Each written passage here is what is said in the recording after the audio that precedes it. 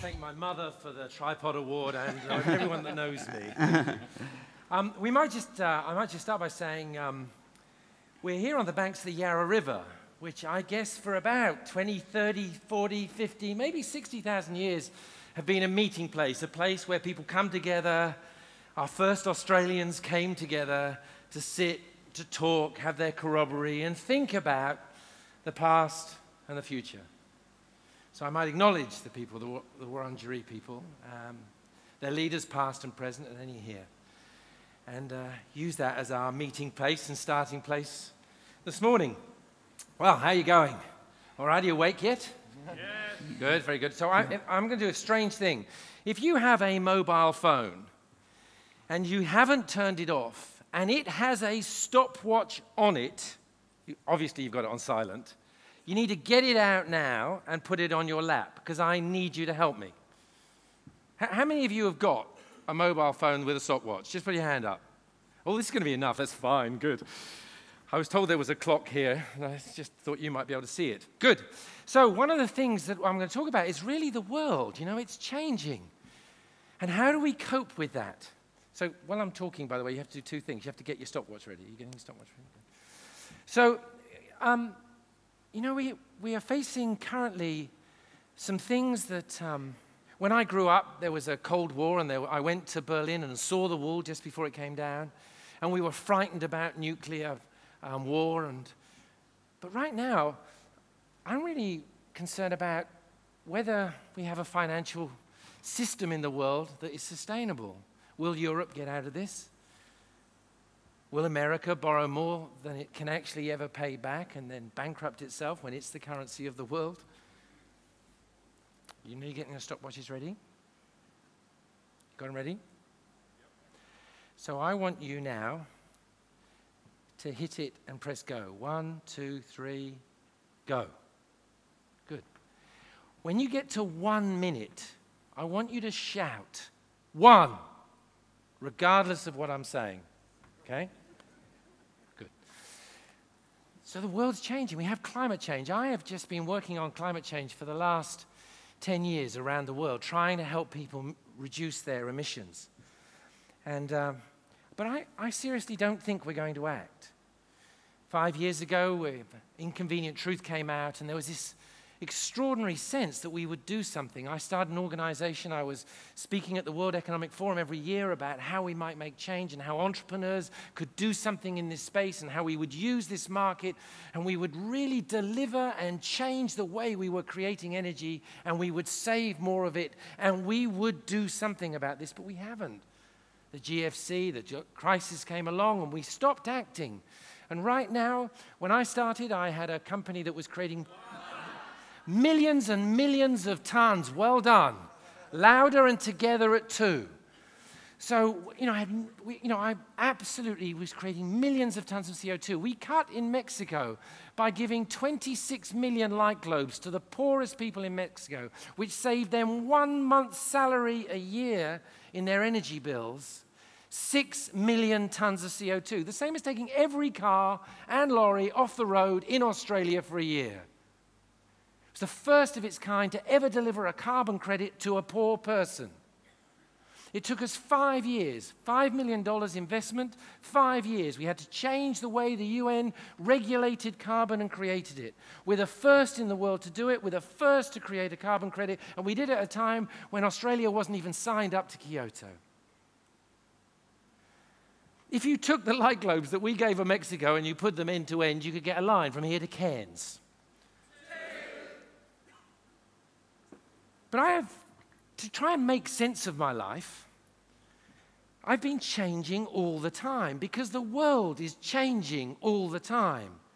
And sometimes it's a bit tricky, isn't it? You know, it's a little bit, I didn't want that change. And one of the things I've heard this morning, I wrote it down because I thought, so you need passion, James. You know, James, and we absolutely know we need to be passionate about what we do. We need to be left and right brain, this yin and yang Megan talked about. We need to be able to play creatively and also directly delivering. You know that in your game. You're event managers. We want it to sparkle and we want to feel like we're in the sky, but we are going to deliver it. And if I don't get off in 12 minutes, she will cut off. Well, anyway, it won't be nice. Did you miss a time call? No, you're still there. Good on you. Well done. There it comes. Good. This is +2 for you, okay, so don't you panic. So, we're going to get to 10. When we get to 10, by the time we've got to 10, every single one of you is not going to be looking at your clock, but you are all going to say 10 together, every single one of us, on time, and I'm going to leave. Because we're yin and yang. We've got to think about how do we create the most extraordinary thing?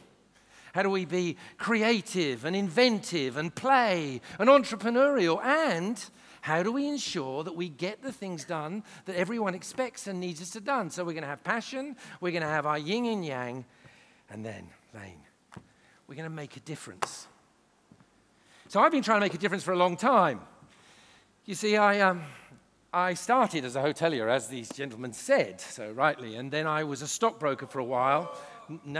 So let's talk about this for a second. You see, we're going to do two things, aren't we?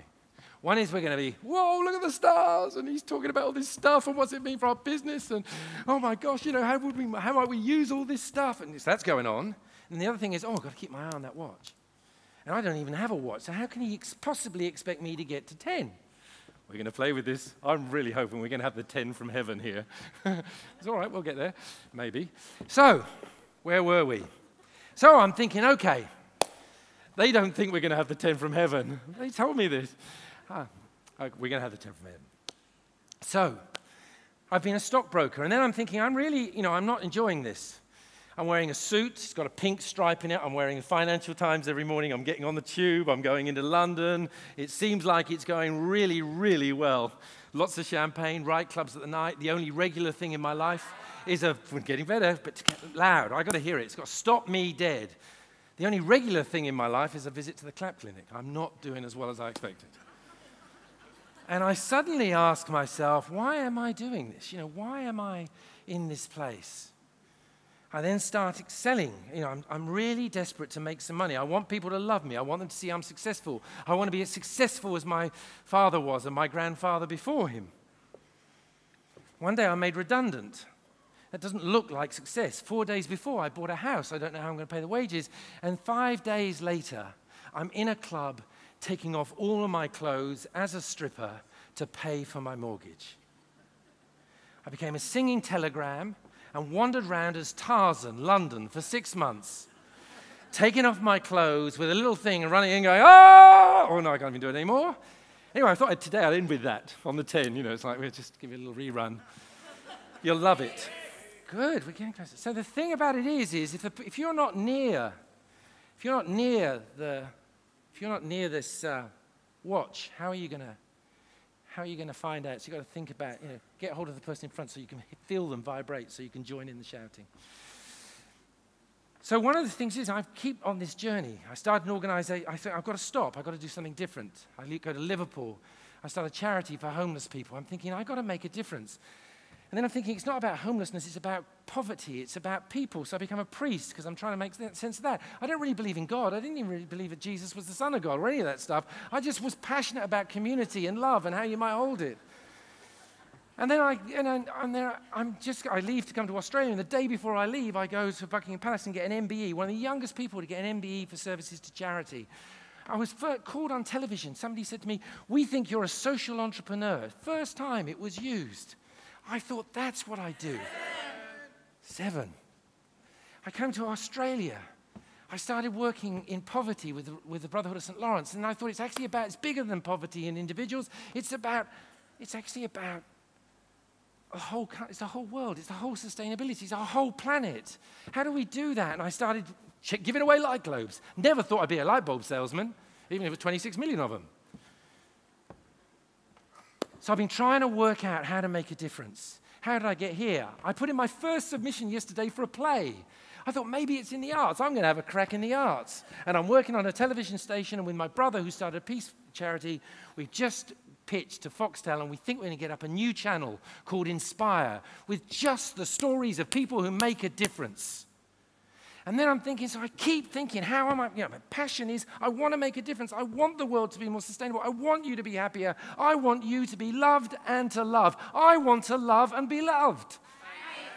So I'm thinking to myself, where would you put yourself to make a difference, Nick? I know. Here.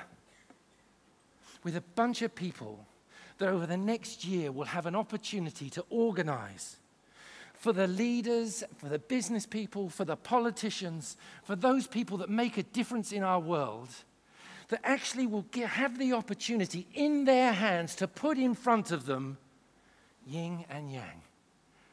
Creativity, not just what they want, but something that they don't want, that makes them think maybe they can do it differently, that maybe they can make a difference to somebody else. All of those years, all of that looking, where would I place myself where I could have some impact with my voice right now? I place myself in here, in this room, in front of 1,500 people that will touch some of our most important leaders in the world this year. Will you? If you go to India, people greet each other and go, Namaste. They just hear them saying it, Namaste, Namaste, past each other. And I have a translation of Namaste is, I love, honor, and respect the light and the life that shines within you. I love, honor, and respect the light and the life that shines within you.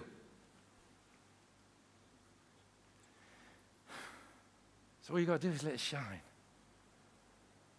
Give them more than they expect. Take a risk. Be passionate.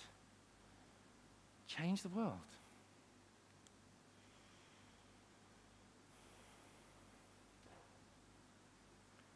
Because you can.